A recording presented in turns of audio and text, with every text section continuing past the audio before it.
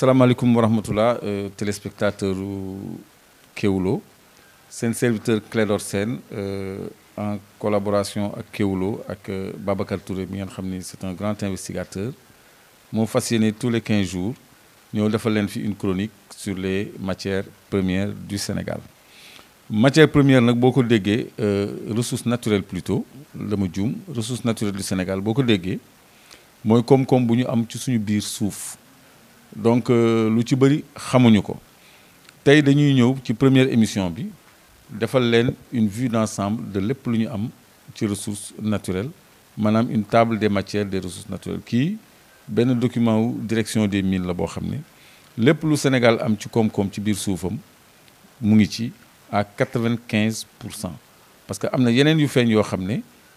nekku ci donc Sénégal. Avant les indépendances Russie ñoo njëkk a mettre en évidence le potentiel minier du Sénégal ba ci jamonoy Senghor ñoom ñu continuer liggéey ak Sénégal pour mettre en évidence li Sénégal am ci or li Sénégal am ci phosphate li Sénégal am ci fer li Sénégal am ci zircon donc loolu lu yàgg la gannaaw Russie tubaab yi ñëw ci BRGM BRGM nga xam ni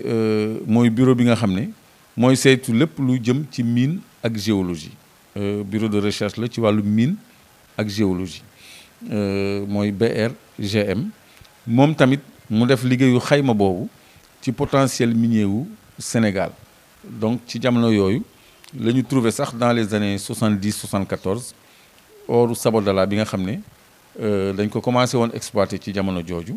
ba am na sénégalais sax boo xam ne ku jàmbaare Ousmane Anne tijji woon na benn société bu ñuy wax Eximcor doon exploiter or boobu Sénégal donc feeru Sénégal oriental aussi ci jamono jooju lañ ko mettre en évidence ak zircon bi parce que zone Joal Jifeer en 1961 lu kenn njortul lu kenn xamul doon nañ fa exploiter zircon benn société indienne moo ko doon exploité donc tey dañ leen di xamal yenn ci ressources naturelles yu ñu am bokk na ci li nga xam ni moom la ñuy defaree verre li ñuy defaree verre du lenn lu dul suuf mais suuf sa loo xam ne boo xam ni donjam la ñuy wax silice pur maanaam suuf soo xam ne amul ay saleté amul ay neefere amul ay xob yu dee amul ay ciment yu ñu tuur ak yooyu tout ça loolu ci zone yu jege géej nga koy gis nga xam ni amul dëkkuwaay nga xam ni sable de dune lay doon pour la plupart du temps nga xam ni day doon silice pur léegi suuf soosu boo ko tàngalee ba benn degré ba mu weesu 1000 degré day nekk liquide boobu boo ko refroidiree mu nekk verre nga mën ci defar ay verre creux yu mel ni ay bouteille ki ay kaasa ki ay carafe ki yooyu wala ay verre plat yu mel ni vitrage yi donc ak seetu yeeg yooyu léegi am nañu sable extra-silicieux ci toute la grande côte c'est-à-dire lu ko dalee Malika ba jëwriñ jokkul buntu Ndar li leeru géej gi loolu yëpp sur une bande de 4-5 kilomètres de large loolu yëpp sable extra-silicieux la donc Malika la commencé ba nu mu tuuti romb jogo dem ba jëwriñ jokkul léegi ñun sable extra-silicieux bi ñu am teneur am en silice 98,36% la kon dafa pur donc impureté am en fer mu ngi nekk 0,7%. Donc sable extra-silicieux bu am solo la léegi intérêt économique bi mooy ñu defar ci ay verre sombre verre clair verre creux ak verre plat léegi ci loolu ma liiral leen benn passage u fiche bu direction des mines fiche numéro 10 bi nga xam ni sable extra-silicieux la ñoom ñoo bind ne un accord a été signé en mars 2010 entre le ministère chargé des mines et la firme chinoise CMEC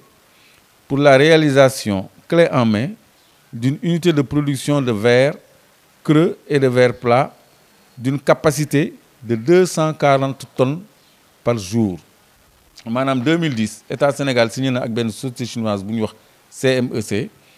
benn contrat pour ñu produire 240 tonnes de verre par jour, verre creux ak verre plat.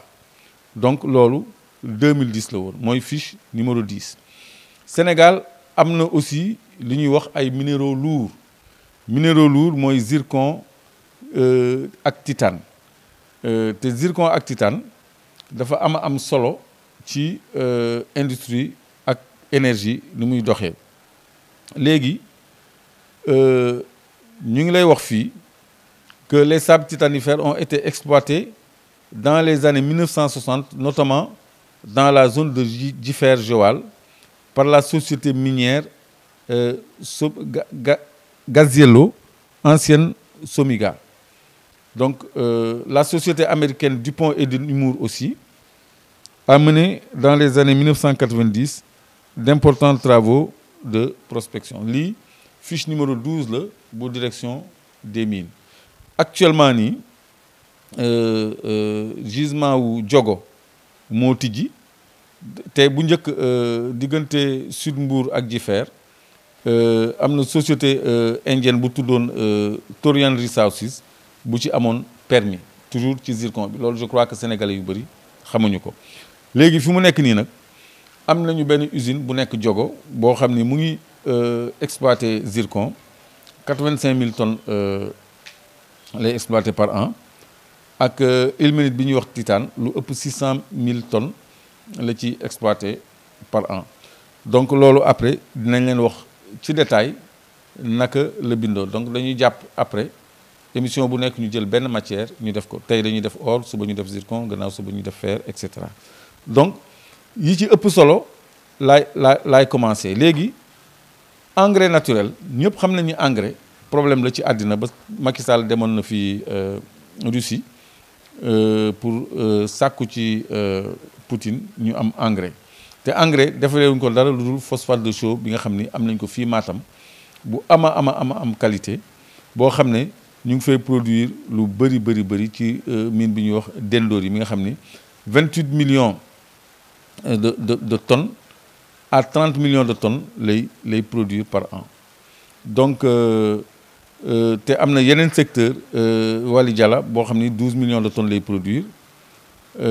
total bi daal phosphate Matam mu ngi produire lu ëpp 40 millions de tonnes par an. Donc te loolu Matam kese la am nañu Lamlam am nañu Taïba am nañu Bambey am nañu feneen ak feneen ay gisements de phosphate yoo xam ne ñu ngi nekk effectivement en exploitation au Sénégal te bokk na li ñu ci mën a defar en plus de la chaux dañ ciy defar ay acide ay engrais ak yeneen dérivés ay produits chimiques. Donc phosphate bi mooy fiche numéro 13A direction des mines. Donc am na yeneen xeetu phosphate yu ñu énuméré fii mais jarul ñu ciy sonn dolomite yi dañ ciy jàll dañuy dem ci matière yi ëpp solo. Donc fii dañuy wax or et substance connexe nag dinañ ci ñëw fiche numéro 14A dañ lay wax ni Sénégal am na formation birréméenne mooy ay xeer yoo xam ni dafa yàgg ci histoire yu nuroog yi nga xam ni moom la ñu nemmeeku Ghana bi nga xam ni dañ ko tuddee la ceinture de l'or la Gold Belt yu mel noonu exactement moo am Sénégal oriental c'est-à-dire région Tamba ak Kédougou moom lay wax Sénégal oriental. Léegi importance aurifère u Sénégal mettre nañ ko en évidence depuis année yooyu ma la doon wax. Donc léegi fii bëri na ay gisements d'or Sabodala or am na Massawa am na dëkk ñuy wax Massato am na Xosanto am na Mako am na plus de 30 entreprises étrangères yoo xam ni am nañu licence su exploiter or fi mu nekk nii fii Sénégal. Donc joxe nañu lu ëpp 30 permis d'or fi may waxee ak yow nii fii Sénégal. Donc am na aussi exploitation artisanale boo xam ne moo gën a néew mais am nañu ay industries aurifères yoo xam ne ñu ngi implanté wu fii Sénégal te ñu gën a mag ci monde bi lañu. Donc fiche numéro 15 bu direction des mines toujours Sénégal am na fer potentiel am ci fer MIFERSO société des mines de fer du Sénégal oriental mi nga xam ne dañ ko créé woon 1975 moom la ñu chargé woon pour mu promouvoir feru Sénégal mais boobu ba léegi mënaguñu génnee dara. Léegi nag ñu ngi xayma ay réserve 750 millions de tonnes ci potentiel au Sénégal mais réserve bi benn entreprise bu ñuy wax ArcelorMittal moo ko def mais le potentiel réel ëpp na 1 milliard de tonnes de minerai de fer bi ñu am donc ba tey jii nii mënaguñu am benn projet bu taxaw ci feeru Sénégal alors que ñu ngi ciy lekk xaalis bu bëree bëri dégg ngeen scandalu Kumbali South ak scandalu ArcelorMittal mu jur ay milliards yoo xam ne dañ koy dégg rek te ba léegi benn gramme fer génnagu ci donc am na yeneen métaux yoo xam ne am na Sénégal oriental maa ngi leen fàtte taxawal ci substance connexe parce que dañu bind or et substance connexe substance connexe la ñu war a génnee ci convention minière yi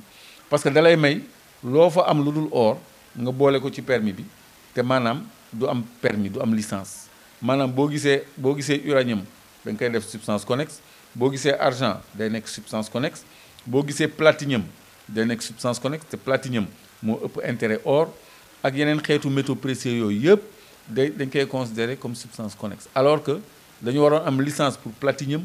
am licence pour argent am licence pour or am licence pour lu nekk nga mën ko exploiter mais substance connexe mbuxum la boo xam ne dañ ko war a génnee ci suñu terminologie donc loolu laa fàtte woon ñëw léegi à part or bi aussi ak fer bi am nañu minerai bu ñuy wax uranium ñëpp xam nañ ni industrie nucléaire uranium mooy minerai bi nga xam ne mooy xamb centrale nucléaire yi parce que 10 grammes uranium day produire courant bu tolloog li 1 tonne pétrole bu ñu lakk di produire ci tàngaay 1 tonne pétrole boo taal mu ngi tolloog 10 grammes uranium boo utiliser parce que boobu réaction en chaîne lay def kooku c'est technique duñ ci dugg léegi uranium ci boppam recherche waxuma 60 de 1950 agence des mines chargée du nucléaire français moom moo commencé woon recherche ci commissariat à l'énergie atomique CA ba woon léegi après mu mujj doon COGEMA donc léegi COGEMA boobu moo defoon ay travaux de prospection ba ñu gis un potentiel minier ci wàllu uranium au Sénégal mais exploité wuñ ko woon léegi exploration bi nag mu ngi reprendre 2007 bi benn junior sud-africaine benn société bu ñuy wax Uramine ñëwee am licence ci uranium bu Kédougou bi mais ba mu amee licence ca saasi la ko tubaab yi jënd Areva pour teg loxo ci réserve uranium mu Sénégal dafa jënd société boobu nga xam ne moom moo amoon licence wu uranium bi dal ci teg loxo uranium boobu exploité guñ ko ba léegi parce que ñoom ñu ngi tibbee uranium Niger léegi dañ ko téye pour positionner wu sur le marché des réserves pour contrôler uranium bi nekk Sénégal ak bi nekk Mali te boobu ñàkk nañ ko jamono yi donc uranium bi mooy fiche numéro 17C bu direction des mines et de la géologie donc nii lañ leen defal tey en attendant ñuy revenir ci détails yi minerai par minerai donc gannaaw loolu ñu ngi nemmeeku aussi ay combustibles solides lu mel ni tourbe benn minerai la boo xam ne am na ay saaku engrais naturel ay saaku terreau plutôt yu ñuul kukk loolu tourbe la léegi tourbe boobu boo koy doog a wax yi day mel ni jer bu ñu dëbb xam nga dina mokk mais du mokk carrément day am toujours ay fibre ay caas jer boo ko dëbbee noonu la fibre tourbe boobu di mel léegi loolu kese tos la maanaam engrais la boo xam ne dañ koy utiliser dans l'amendement des sols arables ci suuf si nga xam ne dañu soxla doole dañ ko ci wis parce que non seulement day dekkal suuf si mais day téye ndox parce que genre caas yooyu ciy nekk day am benn effet hydrorétenteur maanaam dafay téye ndox mi maanaam boo arrosé tey mën nga toog ñeenti fan doo arrosé te suuf si dafay guus parce que loolu dafay dëkkay guus loolu mu ñaareeli avantage am bu fekkee ne da nga ko utiliser comme tos mais boo ko compacté aussi mën na nekk këriñ boo xam ne mën na remplacer àll bi ñuy gor di ko def këriñ ci dëkk boo xam ne dëkku sahélien la buy lutter contre la désertification parce que li ñu yor ci tourbe ci Casamance rek parce que Casamance aussi am na ay gisement tourbe la fa nekk ci tourbe rek doy na besoin énergétique u Sénégal pendant 50 ans donc rondelle yooyu ñuy tuxi chicha wala briquette yooyu ñuy defee barbecue en Europe loolu tourbe moo koy def léegi tourbe boobu tamit dañ koy xambee ay centrale énergétique maanaam dañ ciy defar courant parce que tàngaay dafa am courant bu ñuy wax d'origine thermique tàngaay day créer courant parce que day baxal ndox buy génnee collool boo xam ni day xandal ay turbines yoo xam ni à son tour à leur tour dañuy entraîner benn alternateur buy defar courant kon tourbe aussi dafay jëriñ loolu fan la am ci Sénégal toujours comme sable extra-siliceux bi lu ko dalee Malika ba entrée Saint-Louis loolu yëpp leru Grande Côte bi tourbe la également donc mooy àllum kaañ bi nga xam ne rek moom la ñuy wax te xam naa li mu bëri kaañ moo tax ñu koy wax donc gannaaw uranium beeg tourbe bi am nañu yeneen xeetu minerais yoo xam ne danañ ci ñëw lu mel ni lithium nga xam ni lithium moom mooy téye courant ci batterie yi batterie téléphone yi batterie oto yi batterie ordinateur yi batterie yëpp te ñu ngi jëm ci jamono joo xam ne oto yi am moteur dañ koy tere 2035 Europe pour remplacer ko ay moteur ay voitures électriques yoo xam ne il faut ñu soxla lithium pour batterie lithium 2020 mu ngi doon jar tonne bi $6 000 ren mu ngi jar diggante 54 000 ak 66 000 te déwén xam naa dafay romb $100 000 donc muy loo xam ne Sénégal oriental Kédougou am na ci 20 gisements yoo xam ni benn rek lañ ci joxe gum licence benn société bu tudd New Energy Investment boo xam ni dañ ko jox licence boo xam ni malheureusement dañ ci toftal et substance connexe parce que lithium boobu day ànd ak beneen minerai bu ñuy wax thorium bi nga xam ni uranium bi ma tudd léegi thorium boobu moo ko ëpp doole 200 fois te uranium 10 grammes moo tolloog 1 tonne pétrole kon thorium boobu 1 gramme moo tolloog 20 tonnes pétrole te mook lithium boobu ñooy ànd te du am licence spécifique dañuy wax lithium et matière connexe wala minerai associé donc yooyu la ñu war a fexe mu génn ci suñu législation minière nga xam ni lu nekk dafay am nu mu tuddati licence am ak convention minière am bu leer a leer comme ça Sénégal am ci lu mu ci war a am donc loolu jeexul maa ngi leen di wutal fiche boo xam ne dafa am ay yeneen métaux yoo xam ne lu mel ni cuivre am na fi lu mel ni bronze am na fi lu mel ni tungstène am na fi donc diamant sax am na fi ci Sénégal oriental fiche bi laa leen di xoolal nii kon loolu yëpp mooy à peu près le tableau des matières premières yi nga xam ne moom la ñu am fii Sénégal des ressources naturelles plutôt yi nga xam ne moom la ñu am fii Sénégal am nañu ay granoti ay grès céramique yoo xam ne pour defar ay carrelage ay béton yooyu yëpp dama ko tuddul yi ci ëpp solo rek laa ci tudd parce que matériaux de construction yi àgguma ci kon lii mooy li ñu leen indil ci suñu premier numéro maanaam ñu xam lan la ñu am Sénégal ci ressources minières ak lan lay jëriñ ak lan lañ ci exploité ak lan lañ ci am ñun comme retombées en matière fiscale en matière de recettes d'exportation et autres comme ça bu ëllëg bu ñu bëggee defar suñu réew ñu xam ni am nañu ci lu ñu mën a sukkandiku pour financer suñu développement pour financer suñu budget à 100%. Donc numéro bii di ñëw dañuy commencer ci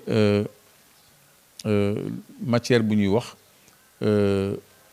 feru Sénégal oriental donc moom la ñuy commencer semaine bii di ñëw ñu defal leen historique bi jàngatal leen ko ba ngeen xam lépp lu ci nekk donc ci métaux yi ma doon wax bokk na ci chrome dafa mel ni acier inox mu ngi am toujours ci Kédougou am na aussi ay indice de diamant ci dëkk bu ñuy wax Wassangara donc am na yeneen gisement nickel ak yooyu yëpp am na fi donc dañ ko bennal te document bi toujours direction des mines et de la géologie du Sénégal moo ko émettre kon lii lañ leen indil tey bés bu nekk nag dinañ leen waxal ci or bi ci uranium bi ci zircon bi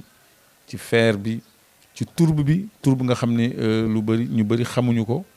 je crois que doon na baax sax ñu commencé woon ci tourbe bi parce que dafa am solo ci mbay mi am solo ci alom gi maanaam ci environnement bi te ñun musuñu ko exploiter musuñu ko jëfandikoo kon maa ngi leen di tàggu fii di leen jox seen rendez-vous sur Kéwoulo chaque 15 jours incha allah ñu waxtaanee suñu koom-koom ak suñu ressources naturelles salaamaaleykum wa rahmatullah